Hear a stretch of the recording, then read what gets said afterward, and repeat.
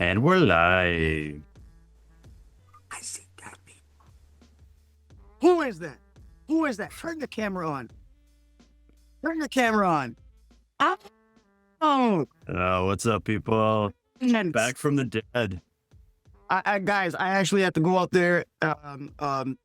It's really cold and icy in Toronto, and I actually had to go dig him out of the grave and get somebody to resuscitate him. But anyway, good afternoon, good morning, good evening, Back in ladies and gentlemen, action. wherever you are, whatever time it is for you right now. Just know that you are locked in until the point with Skip. and the king. You guys know what to do. Find us Apple, Amazon, Spotify, Instagram, Facebook, Twitter. Thanks, I turns for TikTok. YouTube, which is hopefully where you're watching it. Make sure you go down there, click subscribe, click like, leave comments. We'll get back to you. Join me for the live streams for each and every Raptors game that I am not at. Right? And thank you for supporting us, guys. Especially my man right there. The man that we started this. My man, the one and only Simon Broder, aka the Skip. Skip, The OG. Yeah, I'm back. how's it going, brother? Oh, it's good. It's good. Just getting ready for my New Year's plans. Getting, dealing with all the snow and ice in Toronto, as you said. So, yeah, I'm watching a little Raptors basketball as well. Skip, the reason why I had to dig you out is because some of the people out there, some of you guys have asked for it in the live chat during the streams that you want to see Skip come back on the show. And I'm sorry I had to coerce you and I had to force you to do it, buddy. But let's get into this because this is what the people have been asking for. So let's give them what they want.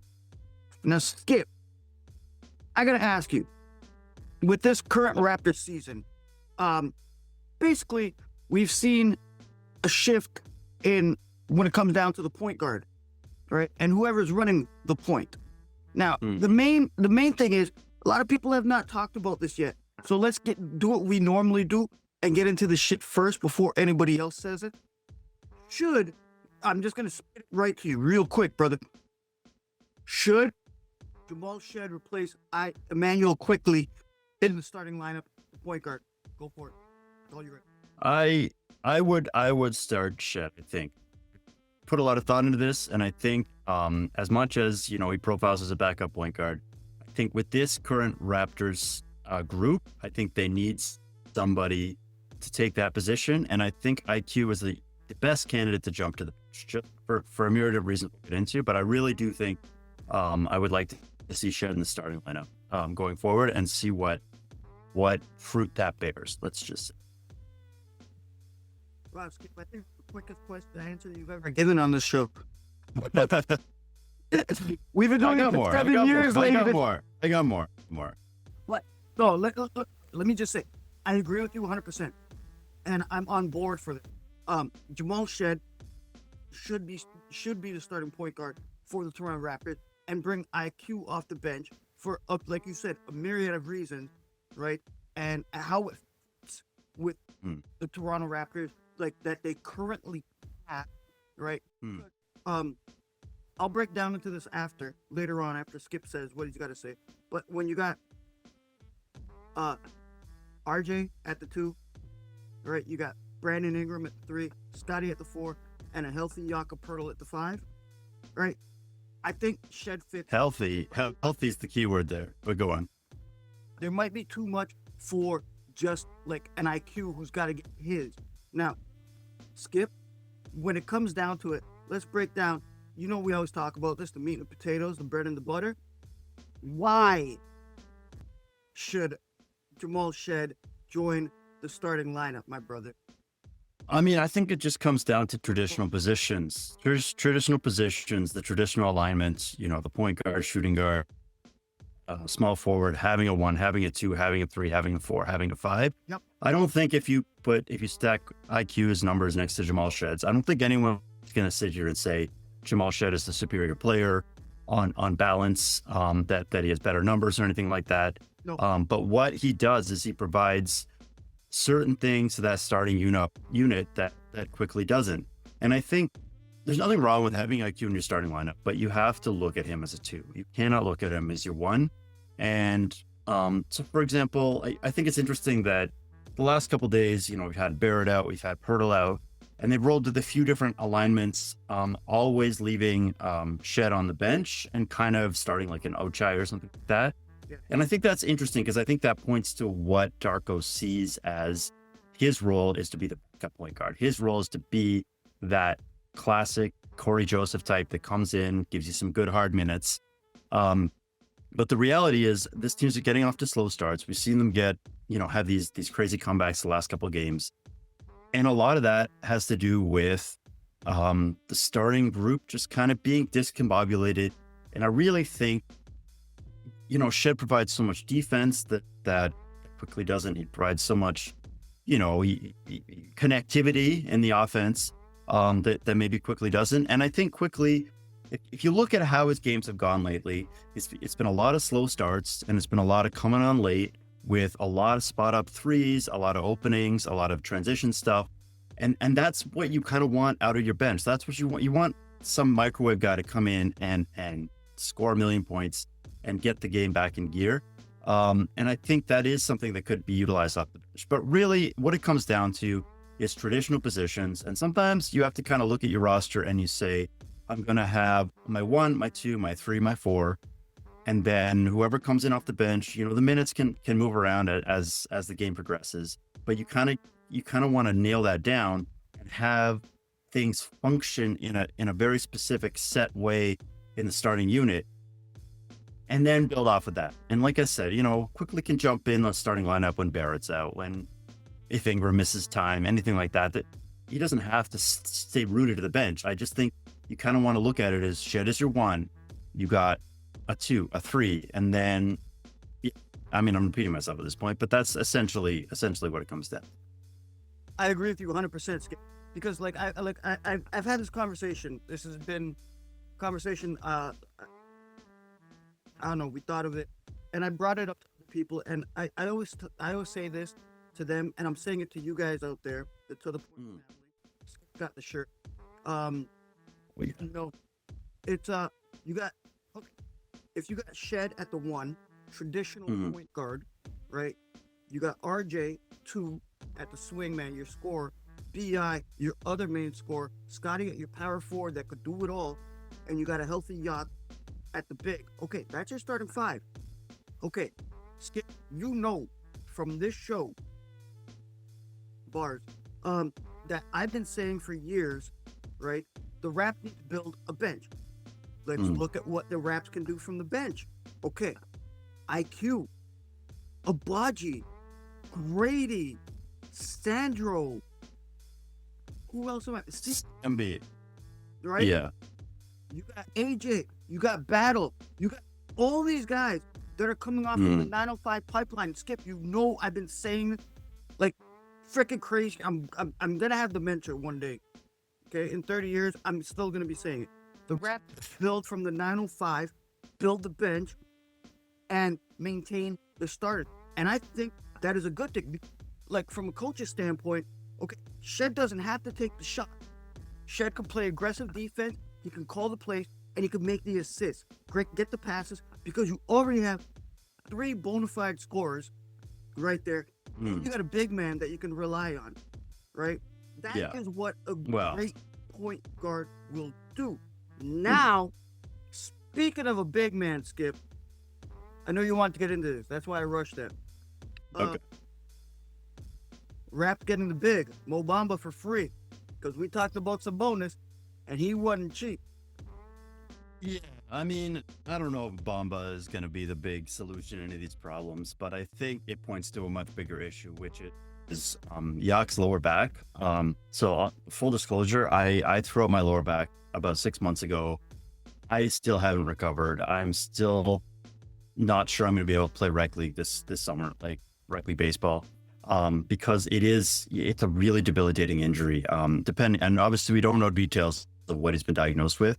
But this is the kind of thing, I'd say an upper back, get a massage, take a week off. A lower back like that could be structural. That could be, I'm fighting with this myself. Like, this may be a long-term situation I have to manage. And obviously I'm 40. I'm almost 40. Yak's a little younger than that, but he's a big man. He's 7 feet tall. You know, the grind of an NBA season is a lot heavier duty than my little softball. So based on what I know from personal experience, I think the Raptors should really start to think as if Yak not necessarily isn't going to be there at all, but that they can't rely on him being healthy 65, 70 games a year. They're going to need to look into acquiring some depth at the big spot. And Bamba, I think this is a flyer. I don't think they have a huge hope for him. He was really good in a game against the 905 recently, and that's kind of why they picked him up. We'll see. I mean, maybe he rounds into form. He didn't do much last night. I didn't see his minutes, to be honest with you. Pretty good. But for the few minutes that he was in. But go on. Yeah, I mean, maybe he works into the rotation. But the other aspect of this is it's really interesting because you saw that Scottie had that 25 rebound game the other day. And we might see a situation where we're kind of going back to 3-4 years ago before they got Yak, when you had OG Anunoby guarding Jokic. You had, you know, Scottie Pascal trying to play center. And we might be seeing a lot of that. Which, to be honest, I mean, you can steal some games that way, but that's not going to win you a playoff series. So you got to really think about what is out there as far as a big, and what can you realistically target. Because I don't think Giannis is the answer. I think you got to go out and get some half decent big. I mean, maybe Sabonis if he was healthy, but even him, I'm not super stoked about. But you got to target somebody who maybe doesn't cost an arm and a leg, who can just set screens and be a body. I don't really know how else to put it. Yeah, like a Vucevic kind of thing. That's who I was thinking. Sabonis or a Vucevic. I'm just thinking somebody like find somebody off the scrap heap. No, not scrap heap, but I think it was. There's Cornette on the Spurs, or who was that guy that was giving the problems on the Celtics? I forget his name. Garza, I think. Also Gafford too. Gafford's on the block. Yeah, Gafford would be good, but somebody like that, or even Dwight Powell would be interesting. But I mean, I don't think he's leaving Dallas. He's last year. But yeah, just get a big body in here. I think that's the idea with Bamba, and see. But honestly, long term, I mean, they have to kind of think in terms of who can they build around, who can they fill that role, and I think this circles back to the Shead thing, right? Because I think in a perfect world, you have a superstar point guard and a superstar big man, and you've got Shead coming off the bench, you got coming off the bench, and you feel great about your team. But that's not going to materialize out of nowhere. So until you go out and you acquire those guys, you gotta roll with the guys you have and figure out how to make them work. Well, Skip, with the Raptors currently in fourth, I believe it's fourth as of this recording. This is before the Denver game, ladies and gentlemen. That's why you don't see my Denver jersey out. But where Jokic is out for 2 months, by the way. Yeah, hyperextended. Yeah. Bad news for him, good news for the Raptors. But especially when they don't have a center. But yeah, go on. Exactly. That's what I'm really worried about when I saw the schedule. But now you got me off track there, bud.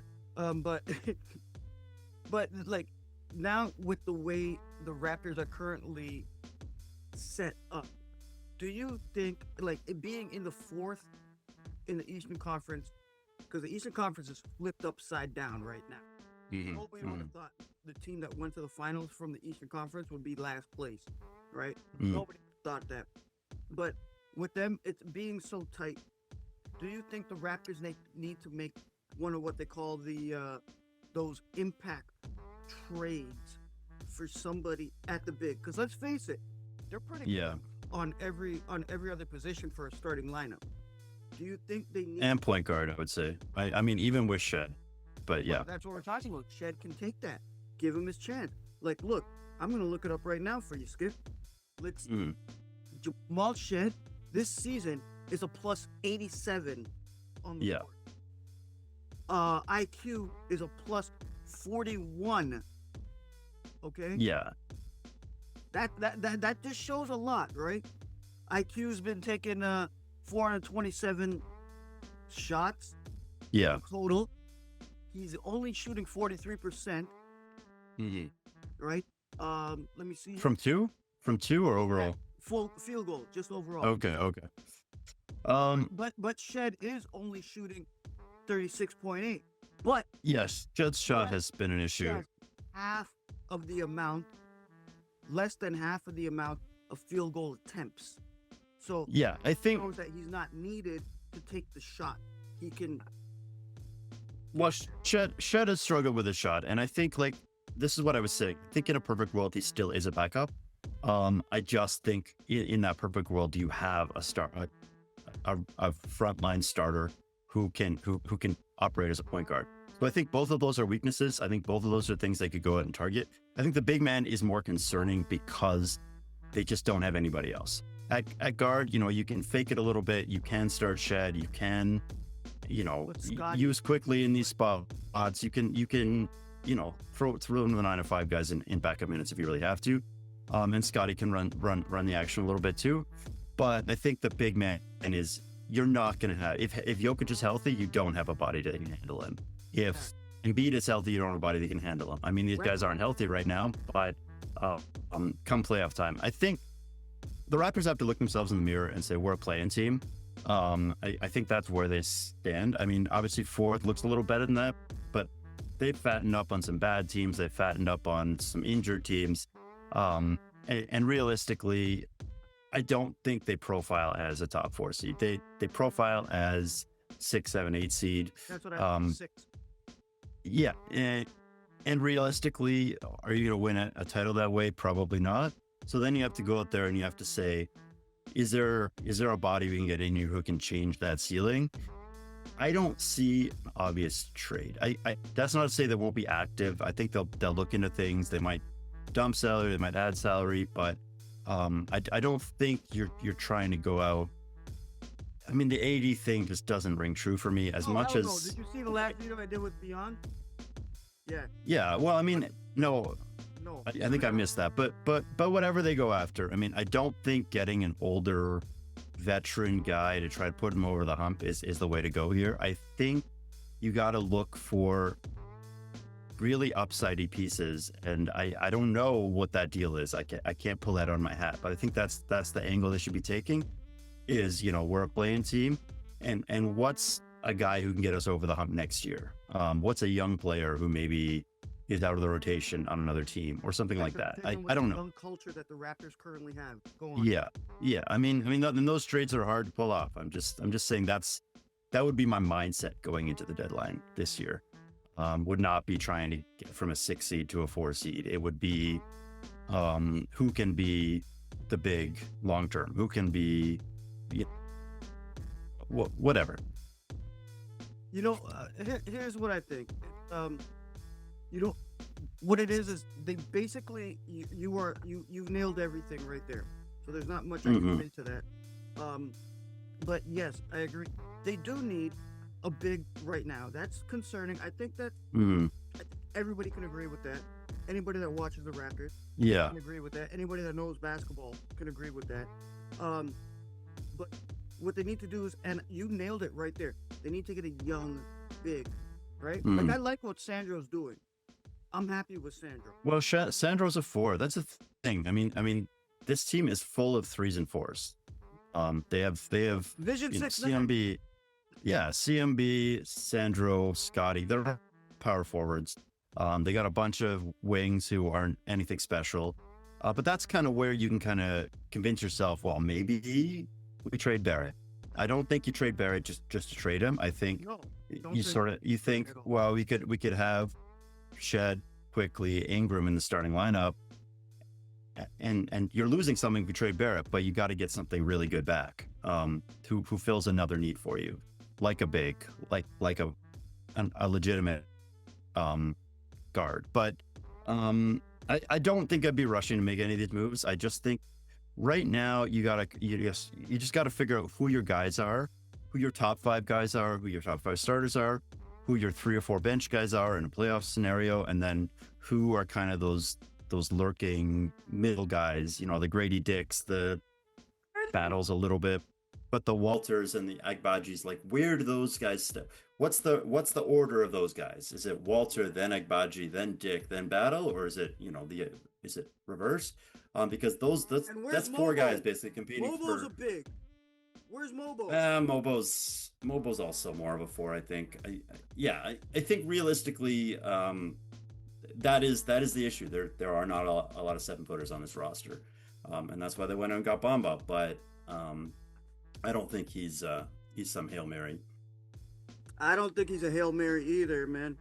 A Hail Mary would have been getting Giannis for nothing. I'm just saying. That would have been a Hail Mary. But we're not going to talk about that. We already talked about that here on the show. Skip, I think the Raptors do show a lot of promise this season, right? I'm surprised where they are. But you brought it realistically that, yes, I agree with you. They'll be like a 6 seed, anywhere from 6 to 8. Yeah. How tight the Eastern Conference is. I agree with that. And I also agree with you on, this is why I love you, brother. I agree with you that, they got to look for a center for the future, not for the now. And Skip, sorry here. When was the last time you heard me rant? Uh-oh. Okay.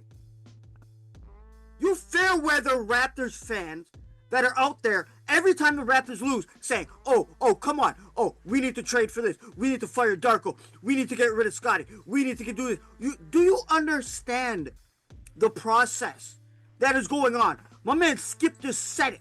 You look for something for the future. That's what it is. It's all about the future.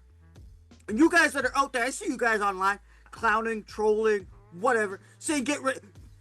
Do you understand basketball? I understand that you can count your money to go spend $300 to go sit courtside. I understand that. And go spend another couple hundred on food. I understand that. That's fine. And I'm glad that you guys are supporting the Toronto Raptors, buying the merchandise, going to Real Sports, doing all that. That's great. But it's all about the future. This is what Skip and I are talking about right now. Should IQ go to the bench and let the young man, Jamal Shead, plays like an old man in a young man's body in the starting lineup? That's what we're talking about. Skip, I'm sorry. Go on. Skip, anything you want to say to anybody? Sorry, bro. Yeah, I guess I just want to say, I think it's interesting. I'm not really gonna jump on your rant, but I have my own, which is I think it's really interesting to see how they've sort of come back in the last couple of games. That Orlando game last night, for example. Look at who was on the floor for that, especially the comeback right at the end of the game. You had Walter, Murray Boyles, I'm missing somebody, Ingram, Scottie, and Shead. So you had basically your bench in there, other than Scottie and Ingram, and specifically the guys on the bench who play defense.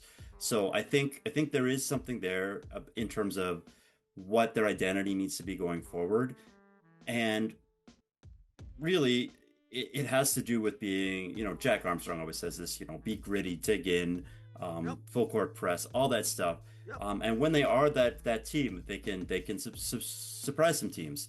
But that means playing your defensive stalwarts and maybe not giving as much time to the run and gun offense guys. So I mean they're in a bit of a bind there where you kind of need both, and you kind of need to stagger them. And that's kind of why I'm going back to this Quickley Shead thing, is about balancing that. So you have a little bit of that defensive intensity in the starting lineup and a little bit of that scoring punch off the bench. So I mean that's kind of my concluding thought about that.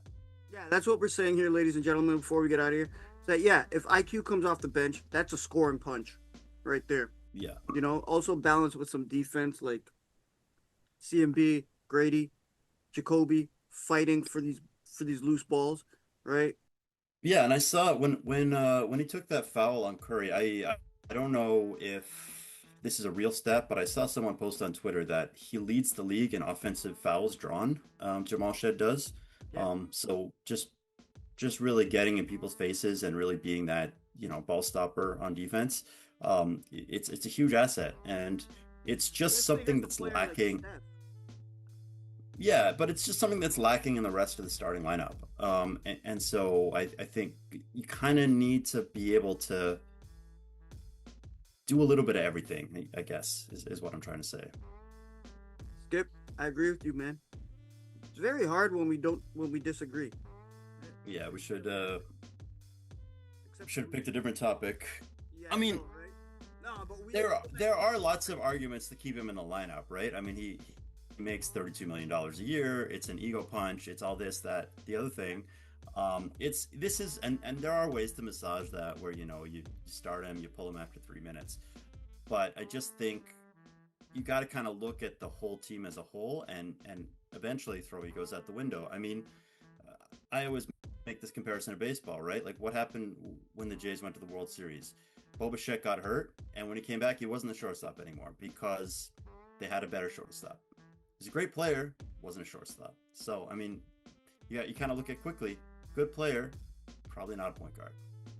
well, Skip. Before we get out of here, brother, I could talk to you for hours. We love you. We miss you. Yeah, Right.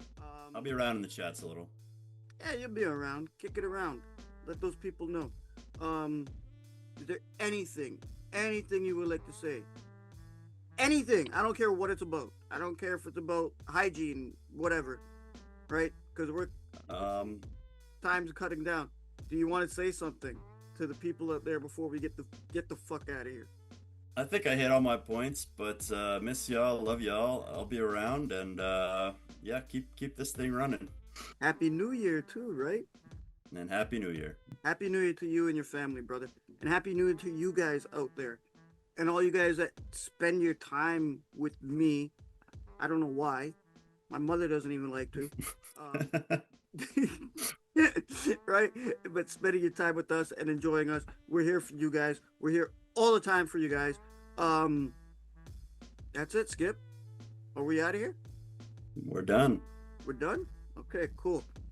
So, on behalf of myself, the one and only Skip, the man, and we also got the man, the myth, the legend, the producer who just produced this episode, Arturus.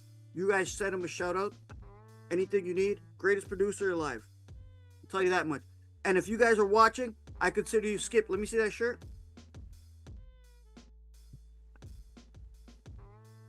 If any of you guys are watching, I consider you To The Point family, right? So on behalf of all of us, good afternoon, good morning, good evening, good night, and Peace.